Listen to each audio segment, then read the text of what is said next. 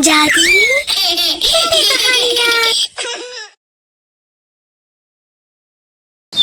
एक बार की बात है, सोहमपुर गांव में कनिका नाम की एक अनाथ लड़की अकेली ही रहती थी। जब वो पैदा हुई तो उसके माता पिता ने उसे कचरे के पास छोड़ दिया। फिर किसी ने उसकी देखरेख की। उसके बाद उसने भी कनिका को छोड़ दिया। कनिका बचपन से ही कूड़े के ढेर में पली बड़ी लड़की थी। बड़ी होने के बाद उसने खुद के लिए एक झोपड़ी बनाई और उसी में रहने लगी। कनिका एक शोरूम में झाड़ू पोछे लगाने का काम करती थी। वो बहुत मेहनती लड़की थी। फिर एक दिन उसकी मालकिन कनिका से कहती है, कनिका बेटा, तुम जब से यहाँ काम कर रही हो शोरूम चमकता रहता है। एक काम करो, तुम झाड़ू पोछे का काम छोड़ दो। अब से तुम डिलीवरी का काम संभालो। तुम्हें उसमें तनख्वाह भी ज्यादा मिलेगी। आपका बहुत बहुत शुक्रिया मालकिन। आप मेरे बारे में कितना सोचती हैं। अच्छा, अभी तुम घर चली जाओ। कल से दुकान तक सामान पहुंचाने का काम करना है। कनिका घर आ जाती है। कनिका बहुत गरीब थी, लेकिन फिर भी वो लोगों की मदद करती थी। वो अपने आसपास के जरूरतमंद की मदद करती थी, चाहे उसे खुद ही तकलीफ क्यों ना उठानी पड़े। अगले दिन कनिका अपने लिए सुबह सुबह लंच पैक करती है और काम पर जाती है। जब वो रास्ते में जा रही थी तो उसे एक बूढ़े बाबा मिलते हैं। उन बूढ़े बाबा को कनिका हमेशा ही खाने के लिए देती थी। बाबा जी, आपको भूख लगी होगी ना, मैं आपके लिए खाना लाई हूँ, ये लो बाबा जी। और इतना कहकर कनिका काम के लिए निकल जाती है और शोरूम में पहुंच जाती है। वो शोरूम से सामान छोटी मोटी दुकान तक पहुंचाती थी। वो इस काम से बहुत थक भी जाती थी, लेकिन उसे इसके लिए बहुत अच्छे पैसे भी मिलते थे। लेकिन जब वो घर जाती है तो उसे एक लड़की रोते हुए मिलती है। क्या हुआ, तुम रो क्यों रही हो? मेरा नाम मोनिका है। मैं अपनी सौतेली माँ के साथ रहती थी। वो मुझ पर बहुत अत्याचार करती थी और अब उन्होंने मुझे घर से निकाल दिया। मैं बेघर हो गई हूँ। अब मैं कहाँ जाऊंगी? कनिका को ये सब सुनकर बहुत बुरा लगता है। मोनिका, तुम निराश मत हो। पास में ही मेरी एक झोपड़ी है। तुम मेरे साथ चलो और जब तक तुम्हारा मन करे तुम रह सकती हो। सच दीदी, आपका बहुत बहुत शुक्रिया। आपने मुझे रहने के लिए जगह दी। फिर मोनिका कनिका के साथ उसकी झोपड़ी में चली जाती है और घर जाकर कनिका मोनिका को खाने के लिए भी खाना देती है। आपका बहुत बहुत शुक्रिया दीदी, आपने मुझे खाना खिलाया। अब मुझे नींद आ रही है, क्या मैं सो जाऊं? हाँ हाँ बिल्कुल, तुम सो जाओ, बहुत थक गई होगी ना। कनिका नीचे सो जाती है और मोनिका ऊपर बेड में सो जाती है। मोनिका बहुत चतुर और चालाक लड़की थी। ये कितनी पागल लड़की है। इसे क्या पता कि मैं दुकान से सामान चुराकर भागी हुई हूँ। कुछ दिनों तक इसकी झोपड़ी में रहती हूँ, फिर यहाँ से भी इसका कुछ सामान लेकर भाग जाऊंगी। फिर मोनिका सो जाती है। सुबह उठकर कनिका अपने काम के लिए चली जाती है और कनिका के जाने के बाद मोनिका उसके घर में छानबीन करती है। ओहो, इस लड़की के घर में तो कुछ भी नहीं है। मैं भी कितनी गरीब लड़की के घर आ गई हूँ। और वहाँ कनिका अपना सामान डिलीवर करना शुरू कर देती है। फिर शोरूम में आ जाती है। तभी उसकी मालकिन आकर कहती है, कनिका, कल सुबह 6 बजे डिलीवरी करनी है और हमारा शोरूम तो 10 बजे खुलता है। हमें एक बहुत बड़ा ऑर्डर मिला है। तुम एक काम करो, तुम ये 5 फ्रॉक और 5 सैंडल अपने पास रख लो और सुबह सुबह 6 बजे डिलीवर कर देना। लेकिन हाँ, इनका ध्यान रखना, इनकी टोटल कीमत 5 लाख रुपए है।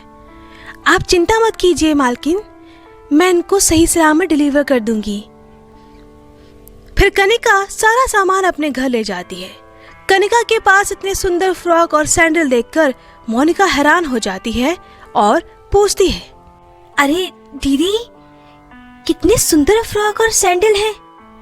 हाँ मोनिका, ये सुंदर होने के साथ साथ बहुत कीमती भी हैं। तुम्हें पता है 5 लाख रुपए इनकी कीमत है। 5 लाख सुनकर मोनिका की आंखें फटी की फटी रह जाती है। क्या 5 लाख? हाँ, और मुझे कल सुबह 6 बजे उठकर इनको डिलीवर करना है। तो मैं आज रात ही ये 5 फ्रॉक और 5 सैंडल चुरा कर भाग जाऊंगी। दीदी बहुत भूख लगी है, चलो ना खाना खाते हैं। हाँ हाँ, क्यों नहीं। दोनों खाना खाने लगती हैं और सो जाती है। जब कनिका गहरी नींद में सो रही होती है तब मोनिका वो 5 फ्रॉक और 5 सैंडल चुराकर भाग जाती है। सुबह हो जाती है और कनिका भी उठ जाती है। अरे ये मोनिका कहाँ गई? लगता है बाहर टहलने गई होगी। मैं जल्दी से तैयार होकर इन सामान को डिलीवर कर देती हूँ। कनिका को फ्रॉक और सैंडल्स नहीं मिलते। वो अपने घर में हर जगह ढूंढती है, फिर उसे समझने में देर नहीं लगती। मोनिका भी घर पर नहीं थी। उसे समझ आ जाता है कि मोनिका ने ही चोरी की है। ये मोनिका ऐसी लड़की है जिस थाली में खाया उस थाली में छेद कर दिया।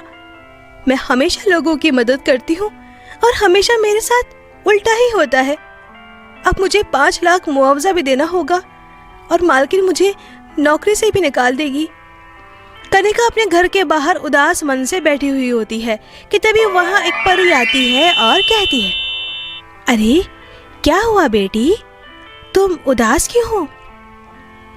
कनिका पहले तो परी को देखकर हैरान हो जाती है। हाँ, परी? परी क्या सच में होती है? हाँ बेटी, मैं रानी परी हूँ। तुम्हें क्या हुआ? फिर कनिका उस परी को सारी बात बता देती है। ओह, ये तो तुम्हारे साथ बहुत बुरा हुआ, तुम मेरे साथ चलो। फिर परी कनिका को बादलों में ले जाती है और कहती है, ये देखो, यहाँ एक जादुई सोने की फ्रॉक का घर और एक चांदी की सैंडल का घर है।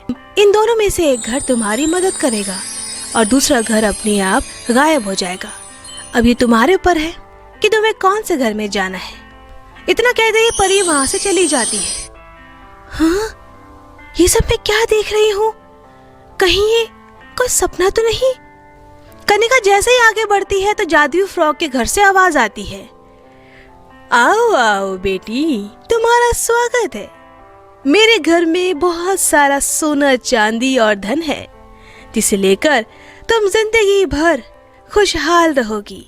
उसके बाद चांदी की सैंडल के घर से आवाज आती है, आओ आओ बेटी, मेरे पास कुछ भी नहीं है, पर हाँ, मेरे पास 5 फ्रॉक और 5 सैंडल है जो तुम्हें अभी जरूरी चाहिए। कनिका बहुत ईमानदार लड़की थी और लालची भी नहीं थी, इसीलिए वो जादुई फ्रॉक के घर को न चुनकर वो चांदी के सैंडल के घर को चुन लेती है और जादुई फ्रॉक का घर वहां से गायब हो जाता है। उसके बाद कनिका 5 फ्रॉक और 5 सैंडल लेकर धरती लोक पर आ जाती है और उसको डिलीवर करके अपनी मालकिन के पास जाती है। फिर मालकिन उसे बहुत अच्छे पैसे देती है।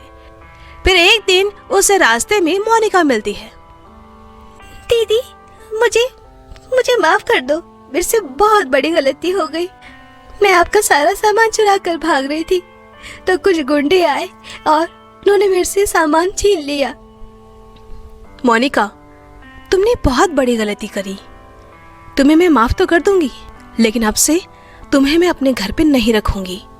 उसके बाद कनिका खुशी खुशी अपना काम करती है और 1 साल बाद वो अपना खुद का घर ले लेती है और उसमें खुशी खुशी जीवन व्यतीत करती है। तो दोस्तों, अगर आपको हमारी कहानी पसंद आई हो तो इसे लाइक करना और शेयर करना और हमारे चैनल को सब्सक्राइब करना मत भूलना।